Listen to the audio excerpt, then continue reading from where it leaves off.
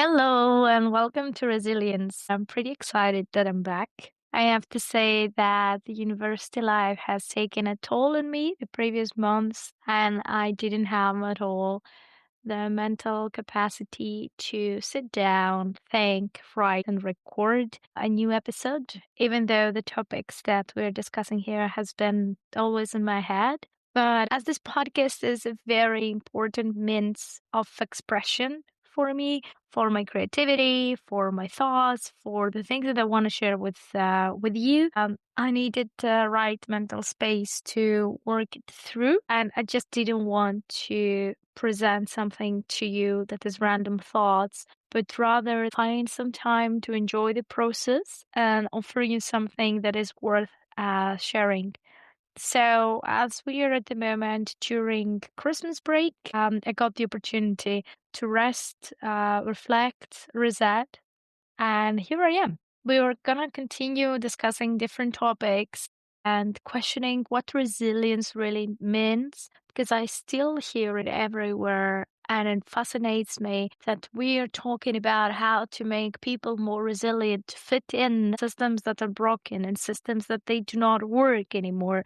And instead of changing the systems, we are focusing on changing the humans, which makes me furious. And that's the thoughts that I want to share with you also today. If you don't know me already, but for some reason I popped up in your feed, hi, I'm Katarina.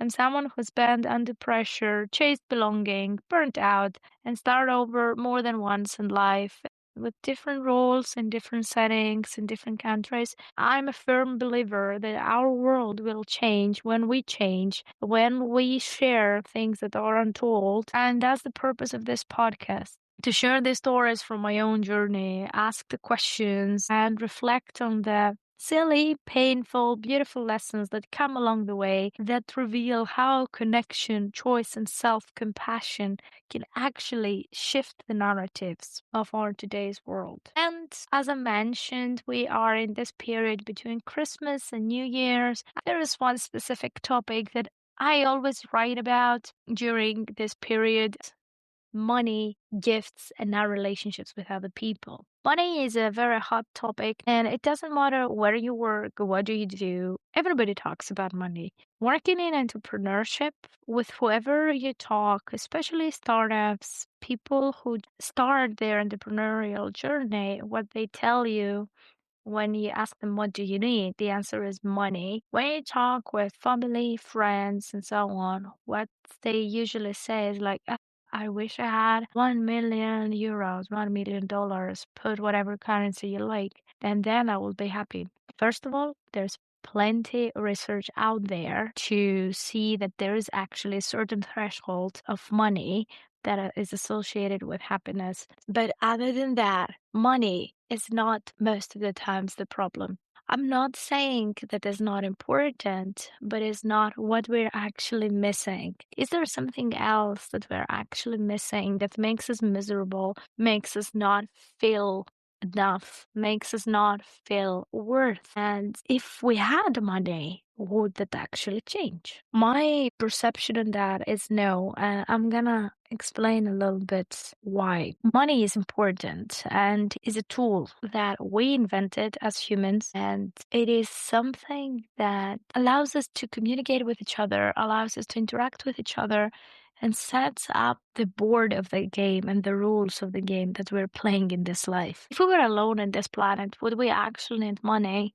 The answer is no. So whenever I think about that, I realize that we have invented this, and it's a transactional tool between at least two parties. You give money to someone, you receive something in exchange. But we do not operate fully as a society based on money. We are exchanging different stuff, and there's not only one form of capital. Money is just one source of capital.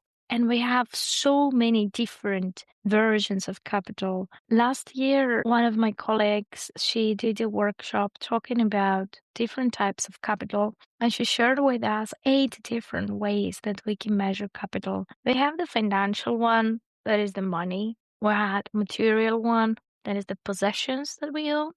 We have intellectual, that is the skills and the knowledge that we have and we exchange with other people and we share with other people. The experiential capital, the life experiences, what we call as street smart. All the cultural capital, the traditions, the stories, recipes, the worldview that we have based on the people that we raised up with or interacted throughout the years. The social ones, which are the networks, the people that we know, the natural ones, the natural capital and all the resources that give us life around us, the food, the ecosystems, but also the spiritual, the sense of purpose that could be related also with religion and also how we connect with something bigger. It might sound just a list of things, but in our capitalistic society, we address money as the ultimate way of doing things, where in reality, we have more than 8 categories of the things that we share,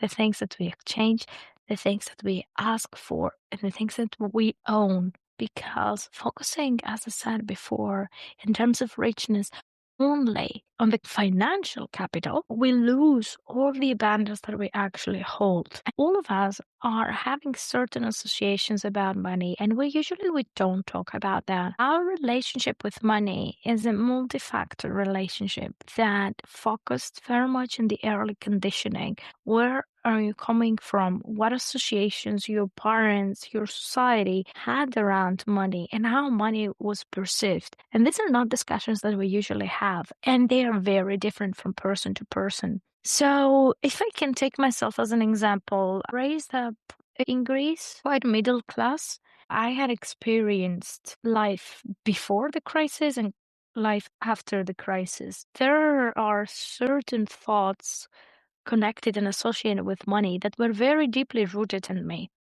First one is that money is earned through hard work. Second one is that money needs to be saved. You always need to have a backup for the long term and avoid short term pleasures. And if you spend money for pleasure, you have to feel guilty. And the society around was reinforcing these ideas because rich people were seen as unethical, and whoever was accumulating wealth was carried suspicion to even strengthen this argument, while people during the crisis losing their homes, struggle financially, created a sense that enjoying money for personal pleasure was disrespectful to the community, or the way that you accumulated money was not an ethical one. And I thought that this was the mainstream belief across the world. And while I started living abroad, I realized that this is my own bubble, and these mental models were limiting my ability to live the life that I wanted and the career that I wanted,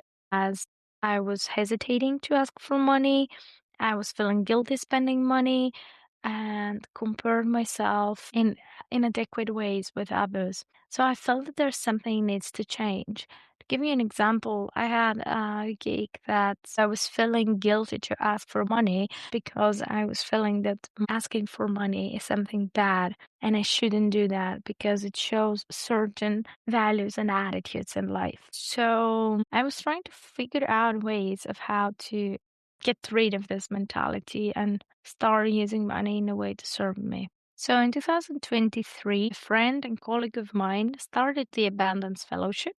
It was a program intended to explore our relationship with money, economy, and our livelihoods, as it was built around the idea that money and economies can be tools for justice and equity. For me, as a person who has moved from the third sector to social entrepreneurship, this was something very big because I was viewing money as a way to bring freedom, independence, and responsibility to people. This, in combination with the situation that I was facing as a freelancer, trying to figure out how do I ask for money, was a great combination to just being part of this program and explore my beliefs and my deeply rooted ideas about my relationship with money. I wanted to understand how my upbringing, the cultural context, shaped the way that they interact with money and be able to understand it and overcome it. I would like to mention 2 or 3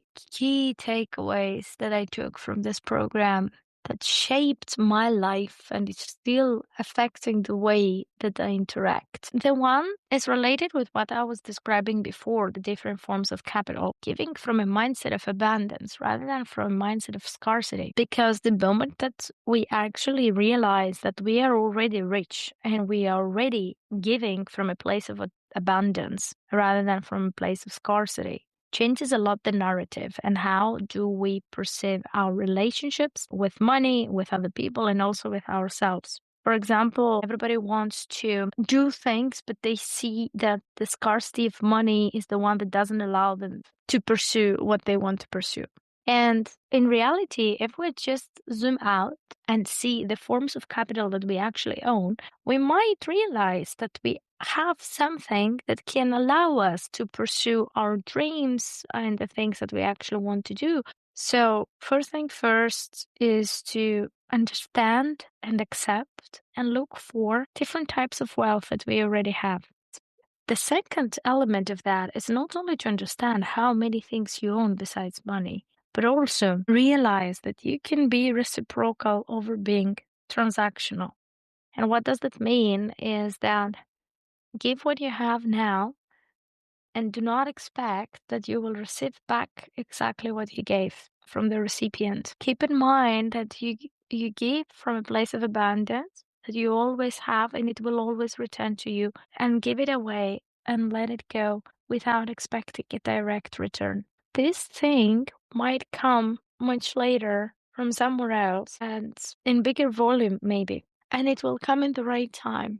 For me, this was very hard to understand, not only about money, but also in interpersonal relationships. And if you are Balkan Mediterranean, you might understand what I'm talking about. Because, for example, we have a lot of expectations that when we give something to someone, you expect that these people are going to bring something back to you. And then I realized that when I was living in the Baltics, that this is not the case. This sometimes can happen, but there's not an expectation that people will give back to you what you give to them. And in the beginning, I was very upset about this. But then I realized, okay, this is a different culture. Let me explore it. Let me see what people do here and why they do these things here. And I figured out that there's not a malicious intent behind that, but it's just a different way of understanding reciprocity and transaction. The reason that I bring this example is to give a small example of how much harm was doing to me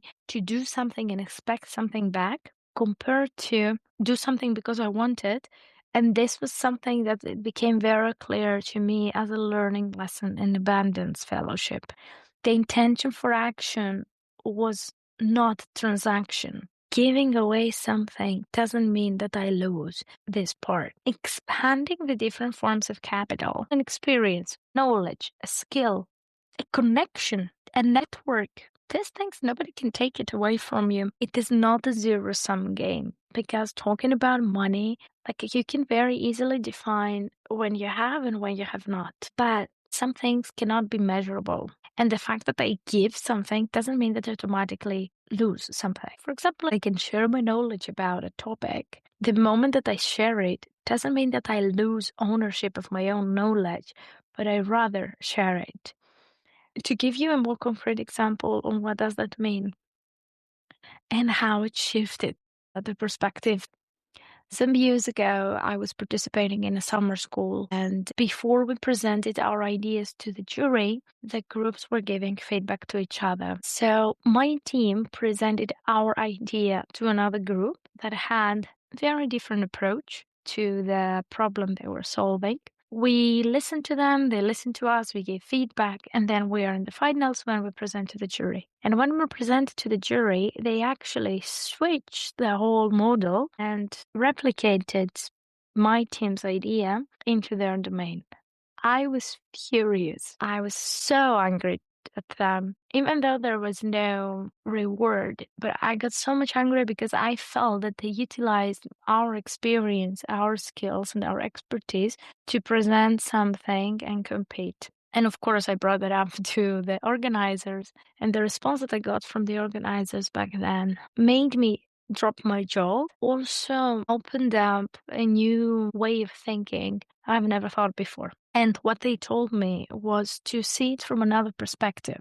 The other perspective was to actually see the situation that the team was in at this point and to reflect on certain questions. One of it was, do you think that this team will actually implement this program? Do you think that this team will actually make it without you? And three, can you see how much you have inspired them to actually create something from scratch in less than an hour based on what you have already created and that your idea seems viable? When I read that, I was so angry because what I wanted was them to be punished because they stole something from me.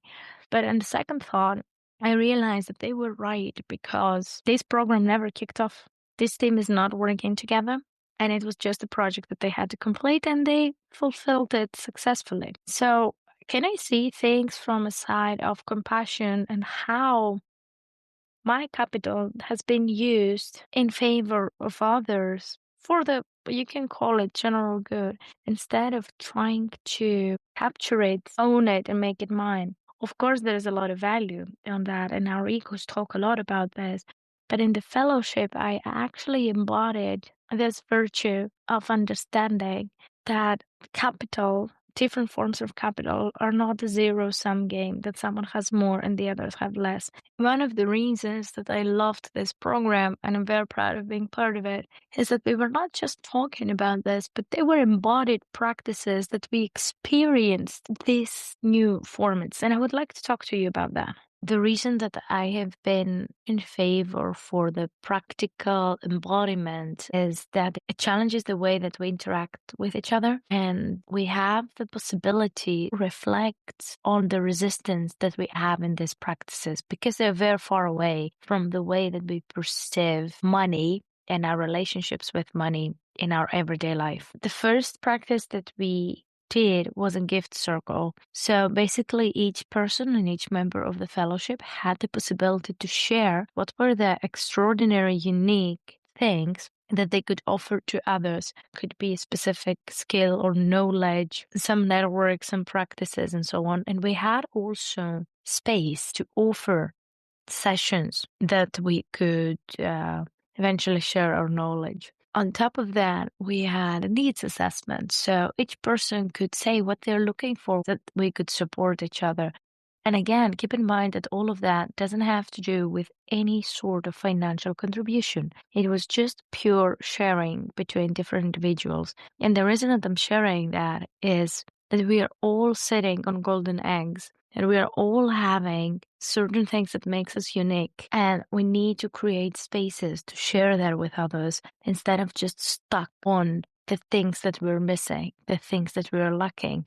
But what are these things that we actually are full of and we can share it with others if someone needs it? And it's not something that has to be complicated or would take a lot of time.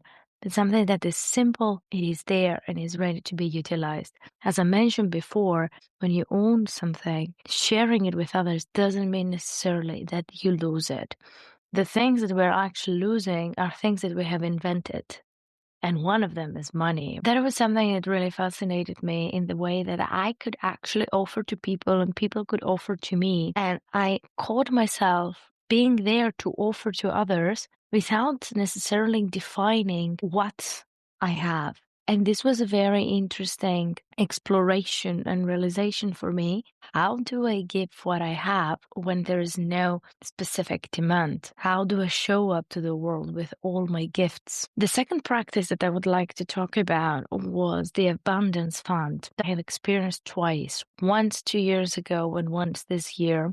And it was a very interesting process to see that while I was going through the process, my mind was racing as these beliefs related to money are so deeply rooted and affect the way that we view the world, ourselves and others.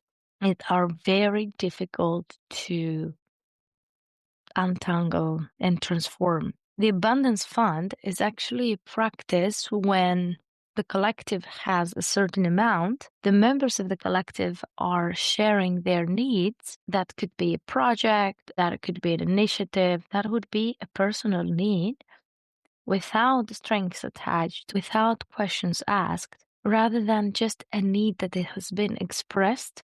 And then each member has a specific amount of berries, beans, you name it, that has a certain conversion rate into money, which the members do not know while they are in the process. And they distribute this amount of things that they have. First time we did it with berries, second time we did it with beans, to the causes and to the people that we feel that we want to support. It is a very interesting process, not only on the practical element of it, but also in the open circles that we did, because we had the possibility to share how did we distribute the amount that was allocated to us, why did we do it, but also having the option to opt out from that.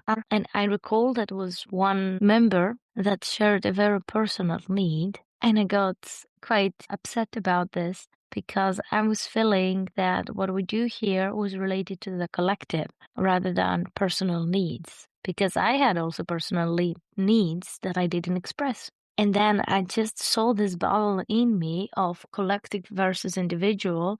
What do we do here? Who do we serve? Which way is more suitable and which is not? It hit me very much to core values, and the open circle gave us the possibility to actually understand how and what we are doing. I had the possibility and the time to rethink what were my needs, my real needs, and to express it to a safe environment and trusted people. So I made two offers, one for a personal project and one for a collective related project. The first project that I did was a road trip that I did from Estonia to Greece, and I asked for support to cover my coffees and snacks during the trip. And I recall that with each and every coffee that I was buying, I was feeling the connection with the community, that I'm getting one more destination and they have contributed for me to be able to do this trip. And I recall traveling through Romania with my fellow traveler that I insisted to pay 40 cents with a card because I wanted to have this 40 cents covered from the Abundance Fellowship Fund funds that I received, because this money represented the shared journey and community that supported me to be there. And it was my intention to act for abundance. And I remember having this silly fight, like, why do you want to pay this 40 cents? And I was insisting so much because I was feeling that this money was dedicated from an X amount of people for me to be there, and I need to do that for them as well. The second time that I experienced the Abundance Fund was this year in our first in-person meeting in Germany with the whole collective, because the fellowship ran for 2 years. I was participating in the first one. There were some members from the second one, and we came, some of us, together this year in Germany in an eco village. That was a very transformative experience, as you see for the first time people that you have shared a lot in a duration of 2 years, and then you meet for the first time and it feels like you know them since ever, because this meetup was an intentional space that we all came through all over the world with the intention to be together for 3 days. And among other practices, one of it was to do again the Abundance Fund. And it was very interesting to see the different thoughts came into my mind, because there were different conditions and we had to decide on certain things in a different way than we initially did it. We had new members, we had new situations that could potentially distort our relationship, because the Abundance Fund is the only moment that monetary value comes into the game. And it's the only moment that, at least for me, I see a lot of limiting beliefs coming into place, and how the relationships, the dynamics, and the outcome of this process changes. And it would be very silly to say that these people come together for the money, because the amount of money is so little that it cannot be the central driver of coming together. We have so many different types of capital And we have built something very unique throughout the years on exploring our relationship with money, that we connect beyond that in a way that we value to be connected rather than valuing the money that the community offers to each other. There is a very nice way to say that I am here with you and this is my intention to be together, rather than I'm around you because I have an intention. The collective, this particular collective, is a great representation of that because it has been intentional. These people are here to be together and to offer to each other and create something that we know it exists, we know it is possible, but it needs time and effort to cultivate it to work properly. These little small acts and practices carry such a deep meaning as they embody the principles of abundance or reciprocity, that I give because I have and I don't expect it to come back. And I give from a place that I already have. Over time, these practices transform our relationship with money, but also our relationship with people in the community as a whole. What is the intention behind coming together? How we interact with each other? How do we interact with loss and win in our relationships? The last practice that I want to talk about is a practice that I experienced during the in-person meeting in Germany that is called the Shop of the Open Heart. I have been working on minimalism for years, and letting go is a very big part of my life, for people, for materials, for countries, for jobs, so even versions of myself. So the Shop of Open Heart shaped a lot my perception of relationship with possessions and relationship with one another. I can briefly explain it to you, but if you get the chance at some point to try this out, it's a beautiful experience where we were invited to give away one thing that we had with us, one object that has served its purpose, and give it away to someone else. But as we were giving it away, it was important that we were writing a story about this specific object. Each one of us did that, and then we offered them in the Shop of the Open Heart. We gave some time that we could go around and read the stories and see the objects. That brought a lot of tears in my eyes and a lot of emotions to see how small little everyday things can carry so much meaning and stories from people, and that objects without people are useless. After we did our round, it was the time that we were selecting what we are taking. And for me, the thing that I took was representing so many things for me as a person, as the receiver, but also for the giver. And it created such bonds and connections that I have zero words to describe it, but they are so deep. And again, this was not transactional. This came from a place of abundance and a place of reciprocity, that I give you something today and I don't expect to receive something else back from you directly, because the item that I gave away ended up to a different person from the item that I received. And this was for mostly all of the participants. You give something, you create the space for something else to come in. We let go so we can receive. And maybe you have heard when people are talking about money, like spend like you already have, because it gives a certain attitude of what do you give out to the world and what you receive back. And to start closing it, because we have talked a lot about different practices, different conditionings, reciprocity, abundance, different terms, I would like to close it with some reflections and questions for these days, that we are surrounded with loved ones, with people that we want to spend time with.